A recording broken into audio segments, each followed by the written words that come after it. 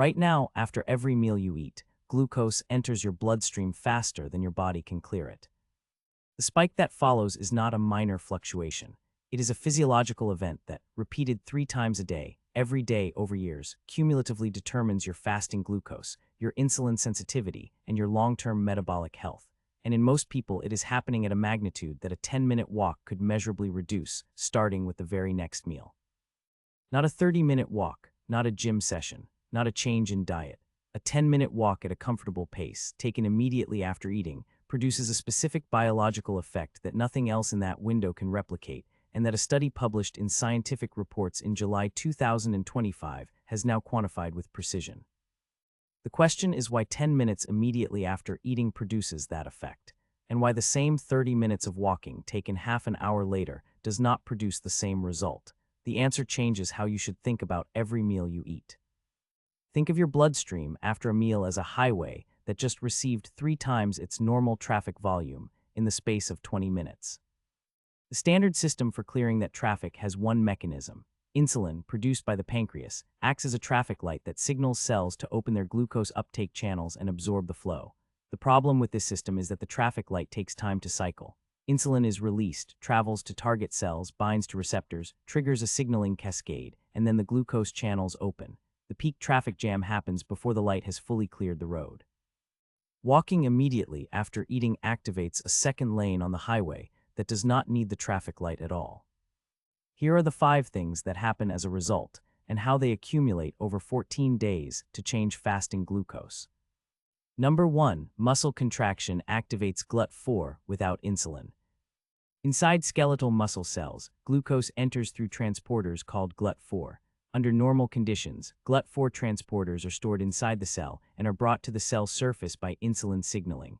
This is the standard lane. It requires the insulin traffic light to function. Muscle contraction activates a completely separate pathway through a molecule called AMPK, adenosine monophosphate activated protein kinase. When muscles contract, AMPK triggers GLUT4 to move to the cell surface independently of insulin. The glucose channel opens. Glucose from the bloodstream enters the muscle cell directly. This is the second lane. It is active the moment you begin walking, and it is active at a gentle pace. The Scientific Report study used an average walking speed of 3.8 kilometers per hour, described by the researchers as a comfortable self-selected pace that mimics how people naturally move in daily life. Not a brisk walk, not exercise in any intense sense. A gentle movement that activates a parallel glucose clearance system that insulin cannot activate faster. Number 2, the timing determines whether the second lane opens during the traffic jam or after it. This is the finding that most challenges common assumptions about post-meal movement.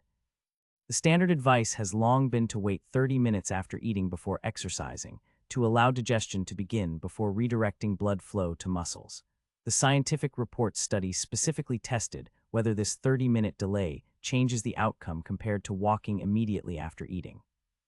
The results were direct. The 10-minute walk taken immediately after glucose intake produced a peak blood glucose level of 164.3 milligrams per deciliter. The 30-minute walk taken 30 minutes after the meal produced a peak of 181.9 milligrams per deciliter. The control condition, no walking, produced a peak of 181.9 milligrams per deciliter.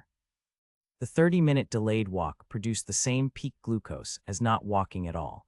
The immediate 10-minute walk reduced it by more than 17 milligrams per deciliter. The second lane needs to open before the peak of the traffic jam, not after the cars have already stacked up. Every minute of delay between finishing the meal and starting the walk reduces the window during which the GLUT4 activation can intercept the glucose wave. Number 3, the effect compounds over multiple meals. A randomized crossover trial published in Diabetology compared 3 10-minute post-meal walks against 1 30-minute walk performed at another time of day. The 3 short walks, one after breakfast, one after lunch, one after dinner, reduced the 24-hour glucose area under the curve by 12% compared to the single longer session. The mechanism is the same. 3 activations of the insulin-independent GLUT4 pathway at the 3 moments of peak glucose entry, rather than 1 activation at a moment when circulating glucose is already returning toward baseline. 12% reduction in 24-hour glucose exposure is not a minor improvement. Chronic glucose exposure determines glycated hemoglobin, a key long-term marker of average blood glucose. Every percentage point reduction in 24-hour average glucose contributes to the fasting glucose level measured on the morning of day 15. Number 4, insulin sensitivity begins improving within the first week. This is the mechanism through which consistent post-meal walking changes fasting glucose specifically, not just post-meal glucose. The same diabetology-referenced research, analyzed by Eureka Health, found that insulin sensitivity measured by the Matsuda Index improved by 18% after 14 days of consistent post-meal walking. The Matsuda Index measures how efficiently the body's cells respond to insulin. A higher score means that the same amount of insulin produces a larger glucose uptake response. An 18% improvement in insulin sensitivity means that the pancreas needs to produce less insulin to clear the same glucose load. Less insulin production means a faster return to baseline after each meal. A faster return to baseline means lower average glucose across the full 24 hours. Lower average glucose across 24 hours means lower fasting glucose when you wake up on the morning after day 14. The post-meal walk is not just improving post-meal glucose. It is recalibrating the underlying hormonal response to glucose that determines the baseline measurement on the blood panel.